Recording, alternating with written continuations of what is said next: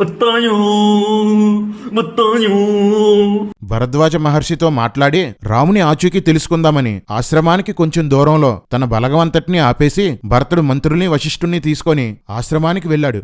రాముని చంపాలని ఉద్దేశంతో భరతుడు వచ్చాడని భరద్వాజ మహర్షి అనుమానిస్తాడు. భరతుడు అంతా వివరించి చెప్తాడు. అతనితో వచ్చినవారు కూడా భరతుడిది తప్పులేదని చెప్తారు. అప్పుడు భరద్వాజ మహర్షి భరతునితో, నీ మనసులో ఏముందో నాకు ముందే తెలుసు, నీ కీర్తి వ్యాపించడానికి ఇలా ప్రశ్నించాను అంటాడు. రామాయణంలో ఒక్క ఋషి కూడా స్థిరం కాదు, అందరూ సొల్లు చెప్పడమే. భరతుడిది సత్య సంకల్పమట. అందుకని రాముడు ఎక్కడున్నాడో భరద్వాజుడు ఆచూకీ చెప్పాడు. రే కుక్కలారా, ఇలా ఒకసారి రండిరా. తండ్రి మాట పాటించి అడవులకు వెళ్లిన రాముడు ధర్మం పాటించినట్లేనా? అవును, మా రాముడు ధర్మాత్ముడు. తండ్రి మాటను నేను పాటించను, రాముణ్ణి కూడా పాటించనివ్వను. నేను వనవాసం, రామునికి పట్టాభిషేకం జరిపిస్తానన్నా భరతుడు ధర్మాన్ని పాటించినట్లు అవ్వదు కదా.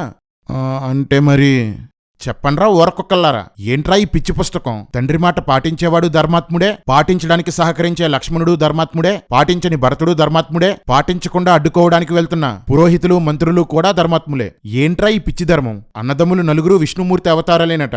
2 అవతారాలు సనాతన ధర్మాన్ని పాటించమంటే 2 అవతారాలు పాటించవద్దు అంటాయి. 2 అవతారాలు స్త్రీలనేమీ చేయకూడదు అంటే 2 అవతారాలు స్త్రీలను శిక్షిస్తాయి. రే, మీ సన్యాసి ధర్మం అంటే ఏంటో మీకే కాదు, మీ దేవుళ్ళకి కూడా క్లారిటీ లేదురా. మీ బ్రతుకులు మీరు చేయి నమ్మ బతుకు బురదలో పంది బతుకుతుంది, నువ్వు బతుకుతున్నావు ఎందుకురా? ఎదవన్నారు ఎదవ ఎదవ.